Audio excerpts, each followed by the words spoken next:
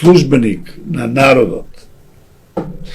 Тоа сега да прашам, кои се вредностите и принципите кои ги застапувате како човек и како политичар утре ден кога би биле градоначалник? Одлично тие последна реченица политичар, ја себе не сметам за политичар. И не сакам ни да будем политичар. Ама ово прво ќе ти одговорам.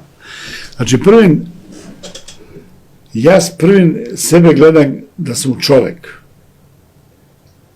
Тоа е отрцано. Човек. После тоа сам име и презиме. Сам личност. Имам некој интегритет или немам. Имам збор, образ или немам. Трето сам професионалец. И работа која работим за пари, има да ја работим професионално. Или ќе се откажам. Нема да ја прихватим. Нема да ја работам. Че ако прифатиш нешто да работиш за пари, ти мораш да почитуваш редот. Нема ту сега малце ти имаш мислење, немаш мислење. Ма будеш професионалец. Че ја сакам да будем професионалец градоначалник и службеник на народот.